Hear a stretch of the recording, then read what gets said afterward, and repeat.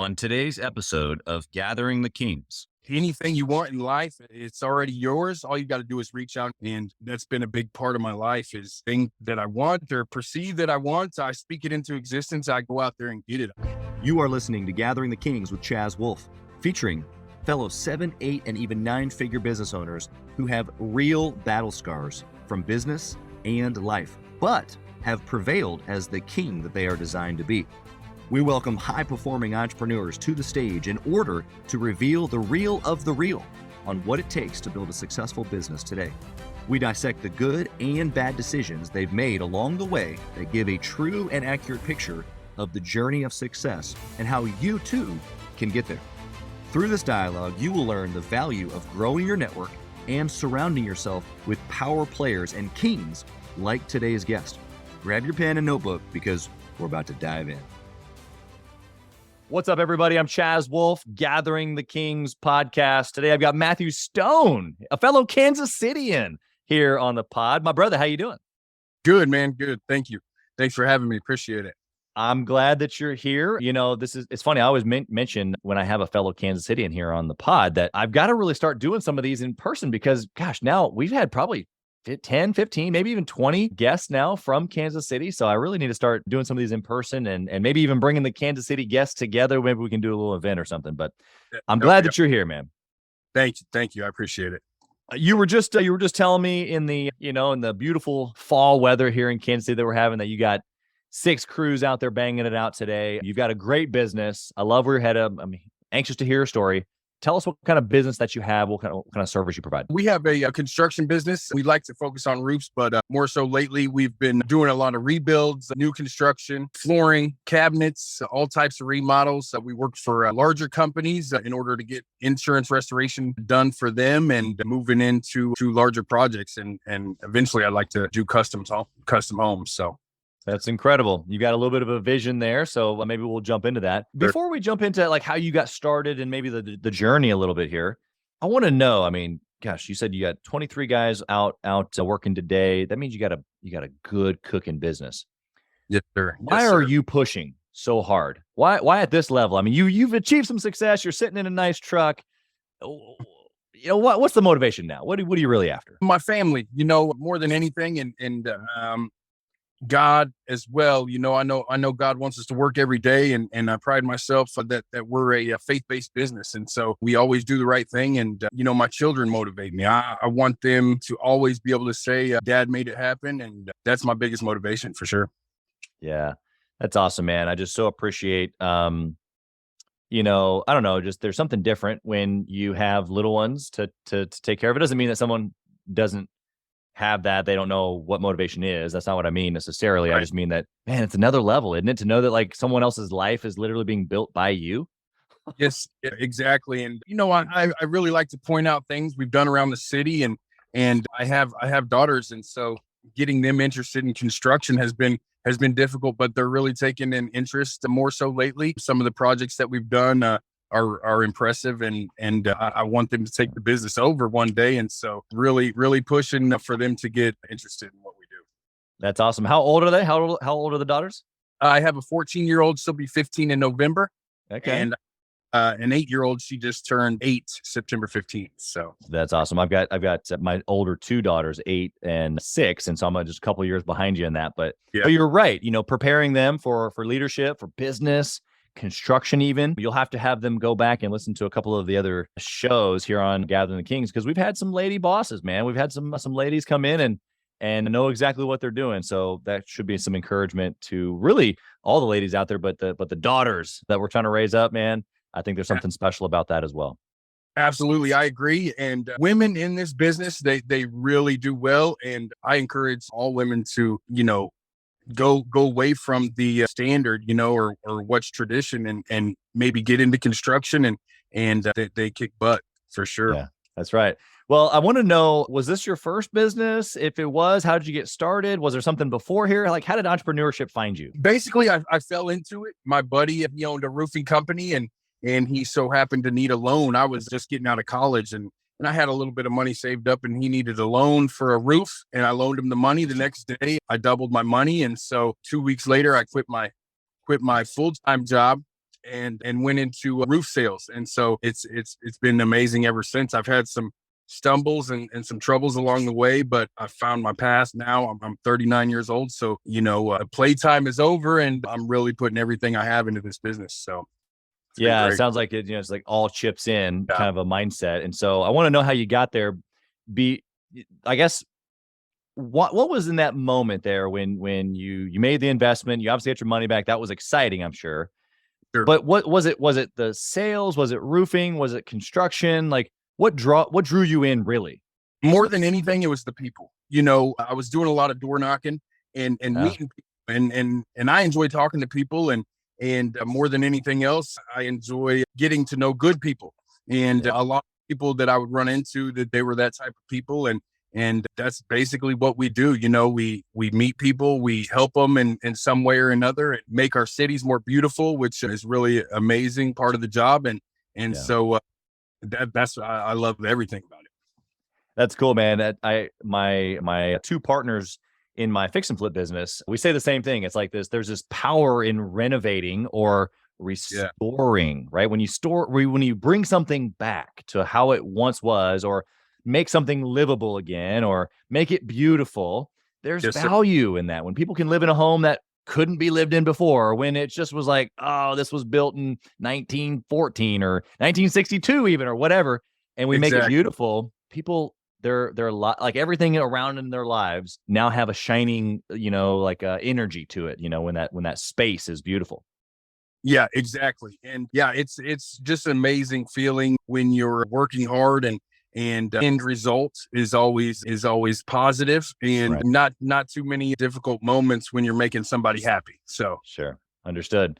All right, let's get into some tacticals here. I want to know, maybe early on, I know you've been in business for over a decade and approaching 2, but early on, before you had it all figured out, let's say, what was a good decision that you made back then? One of the best decisions I made, the money that I was making, putting it towards the business, instead of buying nice things. And one of my guys is asking me a favor here, but instead of buying nice things, I bought the same 10 shirts and would wear them continuously, and had my business shirts made so I could wear those. And I think reinvesting money back into the business, that's one of the better decisions I've made for sure. Yeah.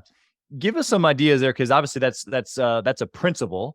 I love that. I love reinvesting. Obviously, there's a consumption principle there of just don't burn it all. Like hold some, save some, put some to good action in the business. Yeah. What were some of those things that you spent money on or invested in the business early on? Just equipment, dump trailers, truck. I have a general manager, so I got him a vehicle as well. It made more sense to invest money in the people around me that are helping me.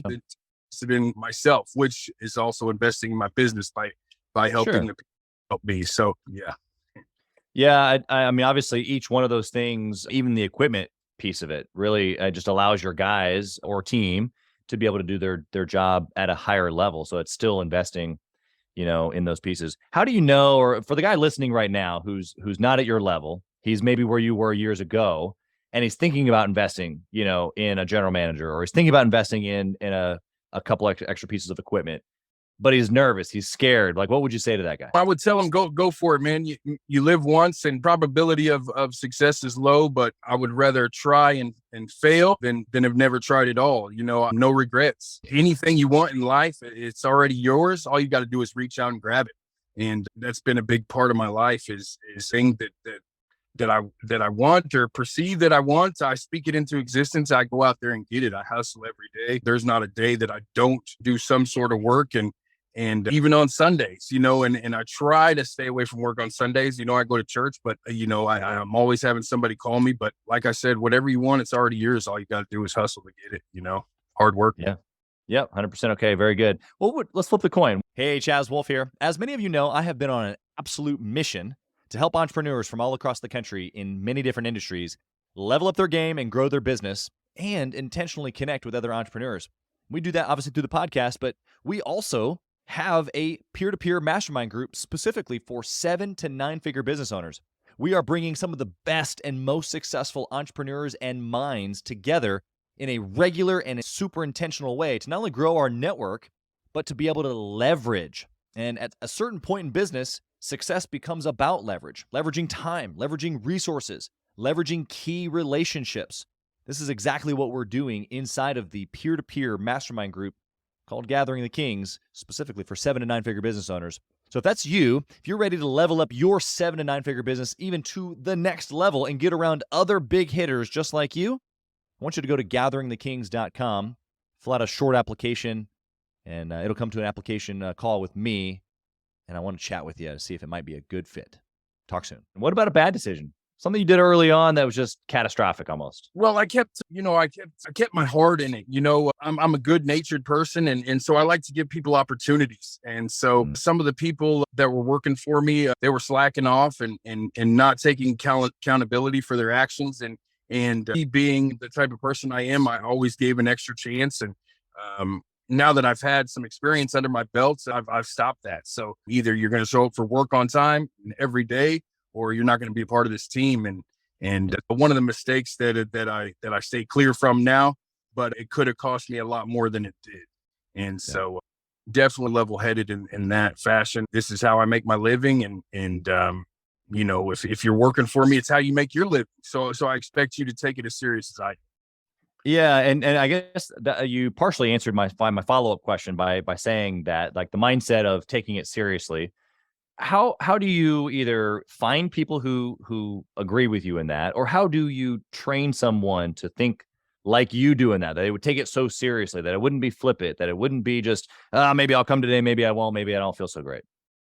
So my project leads, my foreman, they're as much invested in these jobs as I am, because they're now hiring the people. I don't have to hire anyone. They bring the guys on, and I make sure that they do that consistently. And I talk to just a few guys that lead the crews, and that's an advantage for me, and it's an advantage for them that, I talk to them and they talk to their people, and everything works out, to our benefit. So. Yeah, 100%. And so you personally having a high standard, I'm kind of going to recap here for the listener. You personally have a high standard.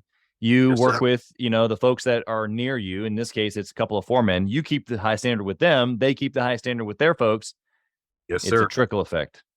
Yes, so sir. when you have somebody that's sticking out like a sore thumb, they don't agree, or they don't want to show up, or, what happens? You just say, just don't come back tomorrow, or was there a process? What do you do? Well, that's the thing. I talk to my foreman, and I say, hey, this guy, because oftentimes my foremen are on other jobs, and the jobs I happen to show up on to monitor or get a good look, make sure everything's going well. I have had guys that are slacking off, or guys that are not doing the job correctly. And I address that with him. And it's very often I don't see that guy ever again. And so I know that my foremen take their job just as serious because of that fact. And I hate that, if somebody's lost their job for simple mistakes, but I'm not going to call my foreman for simple mistakes. It's usually something that needs to be addressed right away. So, definitely. Got it. I love the standard. I love the process there. I want to know around decision making. That's what we've kind of been, kicking back and forth here.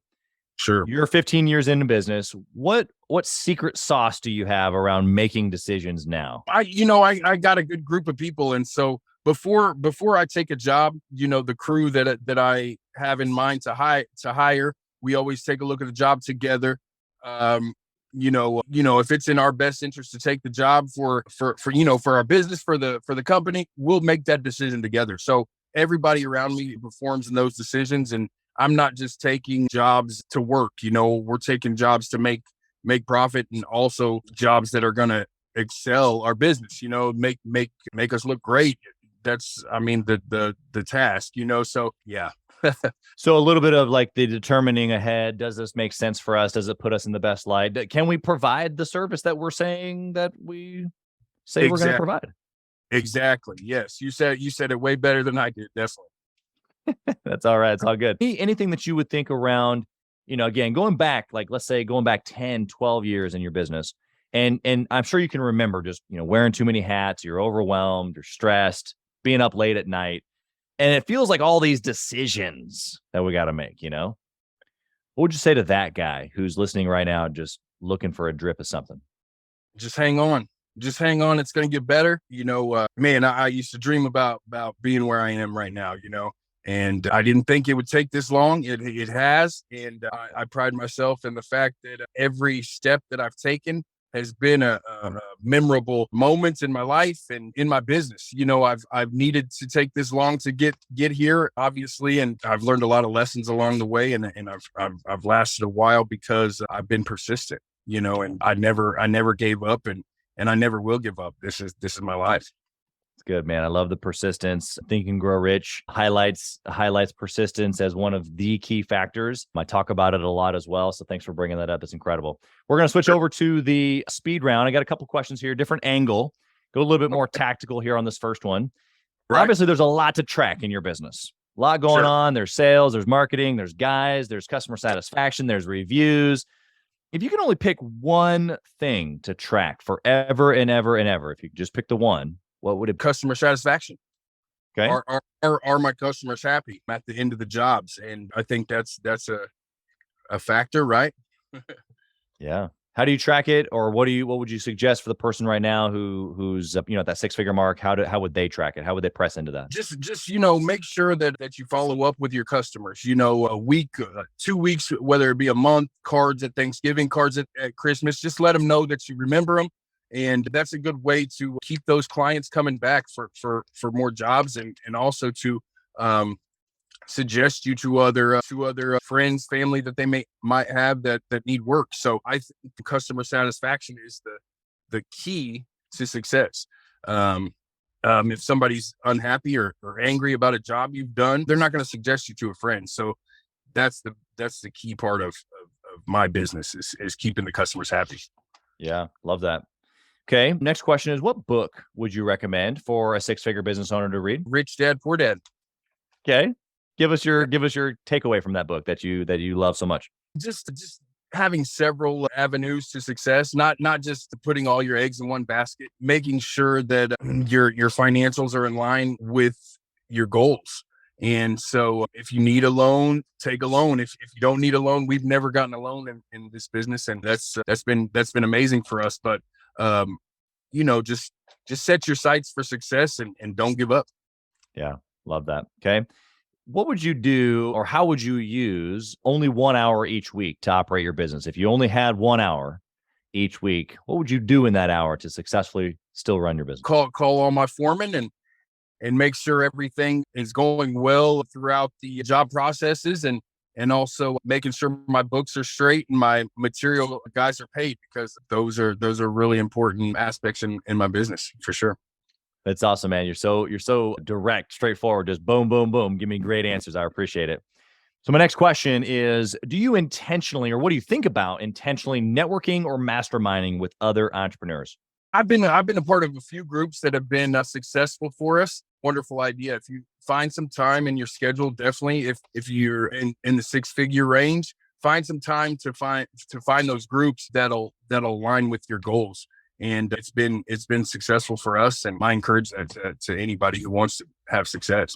Yeah, what have you gotten from something like that? I mean, it sounds like you've gotten some tactics there. What's your go-to from that? I'm in a particular now that suggests my company on social media. So we meet a month, or I haven't been in 2 months, but however, our plan is to meet once a month and go over our businesses and just talk to each other and network as far as getting more businesses concerned. And then those people suggest your business on Facebook, whether it be the Bridge Real Estate Group or Kansas City Contractors or things like that. So it's been huge success for our business. And I would encourage any business to do those things for sure.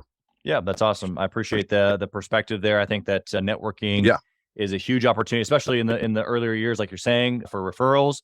Getting with people that need your service, that you can be the go-to for them and for their clients even. That's a great way to very organically grow the business for sure. I've got one last question here for you. And it's, if you could go back and let's say 15 years ago, you're just starting your business and you whisper in the younger Matthew's ear, what do you whisper? Faith. Find your faith, Matt.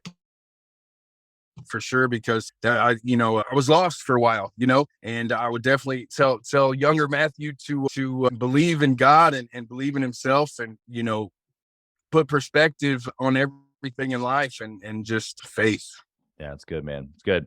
How can the listener find you, Matthew? You can contact us at kingdomcontracting.co. That's our website. My phone number is 816-299-7332. You could also email me at kingdomcontractingkc@gmail.com. I'm open to take any phone calls for business or for advice or anything. So yeah, open-minded and obviously just a great guy. Just really appreciate you even throwing out the number there for people to be able to reach out to you. Of course, if you're listening and you're in Kansas City and you need a great contractor, of course you can reach out. But in all seriousness, Matthew, you've been incredible. I only every now and then I get a guy like you that's just super just bullet point, boom, boom, boom, boom, boom.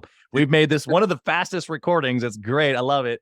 nice. But here's the reality is that there's business to be had. You've obviously got a great journey. Thank you for sharing the vulnerability pieces of that, the decision making. I know that whoever was listening today, if they took notes, they paid attention, that they can go do it. I loved how you said, just hold on, be persistent. That was my takeaway from you here today. So we appreciate you being here. Blessings to you, your family, your team, your business. Thanks for being here. Thank you. God bless you, Chaz. Thank you for listening to Gathering the Kings today. I hope that you were able to pull out a few nuggets to go apply into your business right away. More importantly, though, I hope that you're realizing that it takes more to be successful than just being by yourself, doing it all on your own, carrying the weight all by yourself.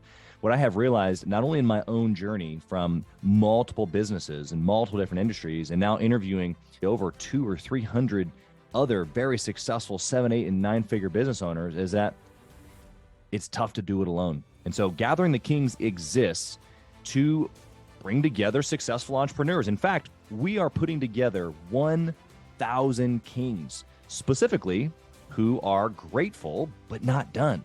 We're intentionally assembling kings who fight tooth and nail for their business, family, and communities. And here's what we believe, that in the pursuit of excellence in those areas, that it ignites within us the responsibility to govern power and forge a lasting legacy. So if that relates and resonates with you, and you know that you need people around you, sharp, qualified, other very successful business owners, I want you to go to gatheringthekings.com.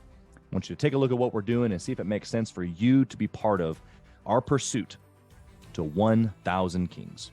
Talk soon.